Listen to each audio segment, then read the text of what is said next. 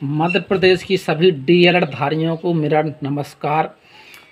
मध्य प्रदेश में और सभी राज्यों में पूरे भारत में एक मांग चली है कि जब से हमारा सुप्रीम कोर्ट का जो फैसला आया है तो सभी कोर्ट में या सुप्रीम कोर्ट हो कहीं भी हो तो मांग चली है कि जो फैसला आया है तो 11 अगस्त को आया है तो उसको 11 अगस्त से ही जो है लागू किया जाए। अब सभी लोग कहेंगे कि आप तो जज बन गए कि वकील बन गए। देखिए, हम जज नहीं हैं, ना ही हम वकील हैं, लेकिन हम एक आम इंसान तो हैं। हमारे पास तर्क वितर्क करने की एक भाषा तो है। उसी आधार पर मैं सभी डीएलएड धारियों को एक बात बोलना चाहूँगा कि जो फैसला आया है वो 11 अगस्त से लागू हो या इसके बाद से लागू हो। मैं तो कहता हूँ कि अगर 5 साल बाद से भी लागू हो तो हमारा जो मध्य प्रदेश है, मध्य प्रदेश में जो भर्ती प्रक्रिया है वो कोर्ट के अंतिम निर्णय के अधीन है। और जब कोर्ट का अंतिम निर्णय जो होगा कि बीएड को बाहर रखा है तो बीएड वाले बाहर हो जाएंगे, चाहे फैसला 11 अगस्त से लागू हो या इससे बाद से लागू हो।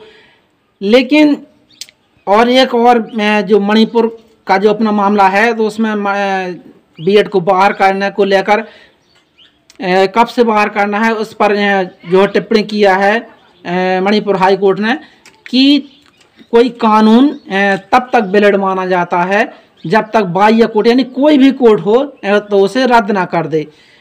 तो हमारा जो राजस्थान हाई कोर्ट है तो 2021 में जो है एनसीटी का जो 2018 का जो गजट नोटिफिकेशन है तो उसको जो है रद्द किया गया था। तो ये नहीं कहा गया है कि सुप्रीम कोर्ट या कोई हाई कोर्ट। तो जब ये बताइए आप लोग कि कोई जैसे बीएड, मान लीजिए आपकी बीएड जब पूरे भारत में एक गजट नोटिफिकेशन से पूरे भारत में लागू हो सकता है तो क्या पूरे भारत में एक साथ ख़त्म नहीं हो सकता? जी बिल्कुल हो सकता है। वही जो है मणिपुर हाई कोर्ट ने जो है उजागर किया है कि जब कोई कोर्ट किसी का नाम नहीं लिया कि सुप्रीम कोर्ट या हाई कोर्ट यानी बाह्य कोर्ट या कोई भी कोर्ट जब किसी कानून को जब रद्द कर देता है तो वहाँ से जो है अनवैलिड माना जाएगा, जो रद्द कर देगा किसी कानून को। ठीक है, तो जो है बीएड पूरी तरफ से बाहर हो जाएगा। और यदि नहीं भी होता है और हमारे जो माननीय सुप्रीम कोर्ट का जो फैसला है 11 अगस्त का तो उसमें बीएड को बाहर किया हुआ है।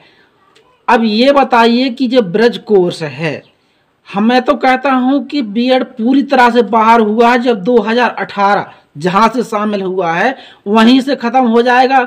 बोलिए कैसे? तो मैं बताऊँगा कि 2018 का जो गजट नोटिफिकेशन है बीएड को जब शामिल किया गया था तो उसमें एक शर्त रखी गई थी कि इनको ब्रज कोर्स करवाया जाएगा।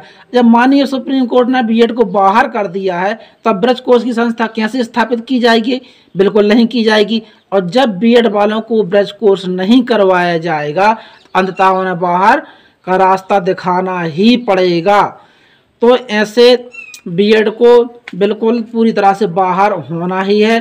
और एक और गुड न्यूज़ निकल कर सामने आ रही है कि माननीय सुप्रीम कोर्ट का जो फैसला था तो उसमें 6 से 14 वर्ष के बच्चों के लिए डीएलएड को ही जो है योग्य माना है।